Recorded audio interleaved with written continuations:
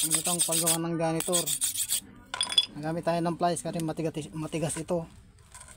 Ito matigas yan. Katingin natin yan, yan o. Katingin natin kasi parang ano to eh. Parang hito. Yan o. Ang pinaka-pwersa niya.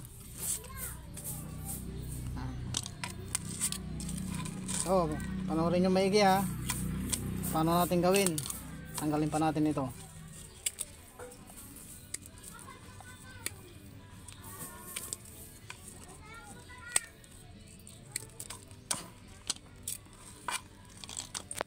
Dito tayo mag-uumpisa. Yan, dito. Sa buntot.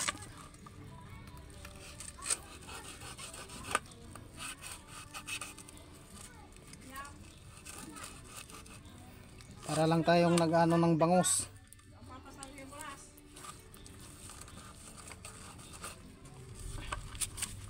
Tigas talaga ang ano nito.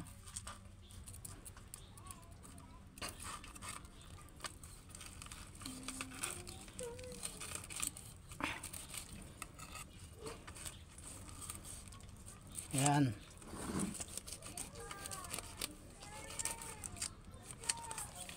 Tapos dating nyo rito. Yan. Yan ang ano nya. Taba oh.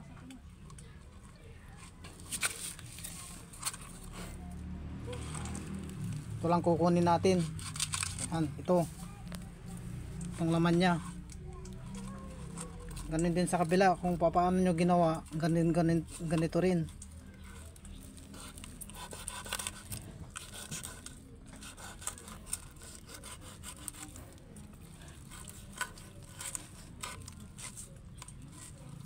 Dahan-dahan lang, mag-iingat lang kapag magawa kasi baka madulas kayo yung kutsilyo.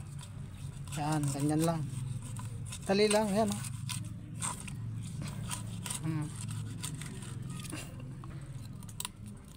Tanggalin nyo rito. Ano, yan naman nya oh.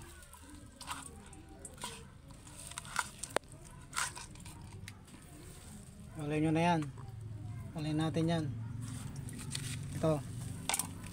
Tapos ang gawin nyo ulit, diba nakikita nyo ito, hugasan muna natin. Nakikita nyo yan.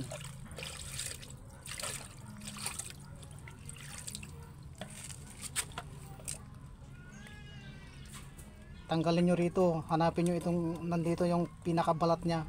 Yan. Yan, aalisin nyo yan.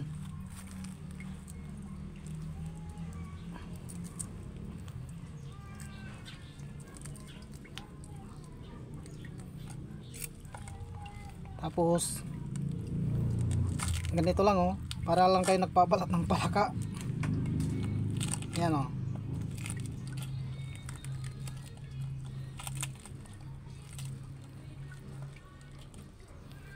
Parang ano lang ito, sashimi. Yan oh. Oh. Yan laman niya, yan oh. Parang karne rin yan.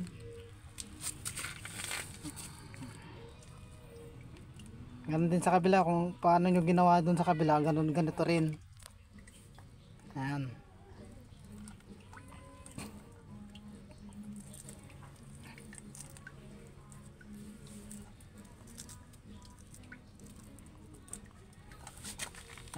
Ganun din. Pitin ang kutsilyo rito, ayan. Ayan.